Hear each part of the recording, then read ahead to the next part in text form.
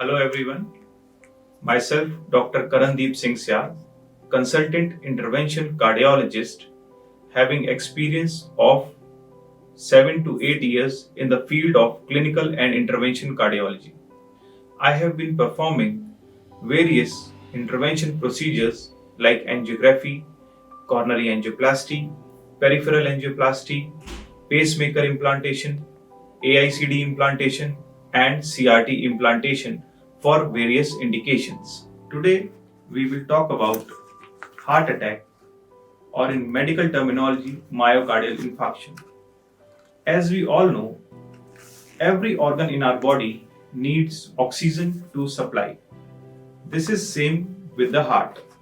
If supply of oxygen to the heart decreases, it starts dying.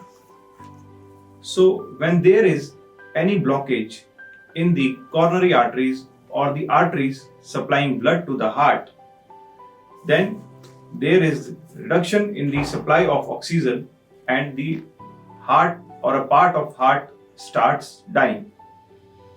For that, we need to urgently treat that artery or open that artery to relieve the symptoms of the patients and to reduce the damage to the heart by intervening as early as possible.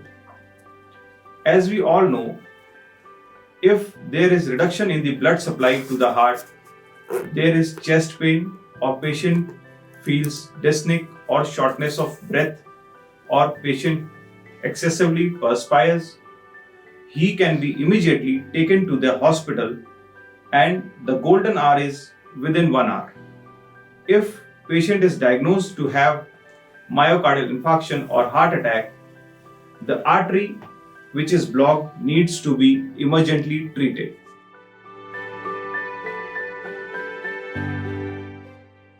And the treatment of choice for that is primary angioplasty. The patient needs to go for angiogram, and if angiogram reveals that there is blockage in any artery, that artery needs to be opened, and that is through the stent implantation. We open that artery, patient gets relieved, the damage to the heart becomes minimal and patient survives. So the treatment of choice for the patients who are having heart attack or myocardial infarction is primary angioplasty. Patients needed to be taken to the hospital as early as possible, and if requires, patient can be taken to the cath lab and that artery needs to be opened as early as possible with stent implantation. As we can see, there are two major arteries supplying the heart. One is right coronary artery and another one is left coronary artery. Left coronary artery divides into two arteries. One is left anterior descending artery, which supplies almost half of the heart, and there is circumflex artery which goes behind and supplies the posterior surface of the heart. There is one right coronary artery which supplies the right side of the heart and inferior surface of the heart. As we can see, this is normally flowing artery with some plaque.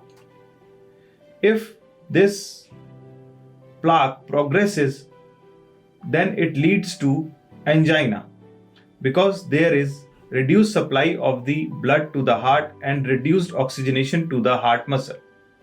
And if this artery blocks 100%, then there is heart attack, and this is an emergency. Patient immediately needed to be taken to the hospital and immediately shifted to the cath lab and performed primary angioplasty. This patient presented with heart attack or acute inferior wall MI with the total occlusion of right coronary artery.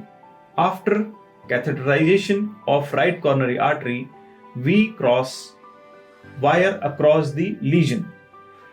We do the ballooning of the lesion. One can do thrombosuction also. After multiple attempts of ballooning, there is flow across the right coronary artery.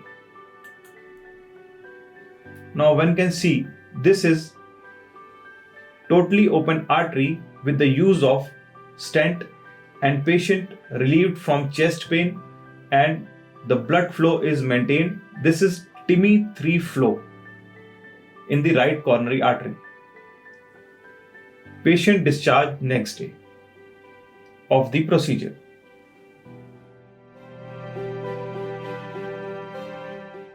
If any patient having risk factor for coronary artery disease or heart attack like diabetes, hypertension, if the patient is smoker, dyslipidemic, advanced age, or patient is having undue stress, complaining of chest pain, he should be immediately taken to the hospital and immediately shifted to the cath lab for primary angioplasty, and it is the treatment of the choice in the patients who are having myocardial infarction or heart attack. Thank you.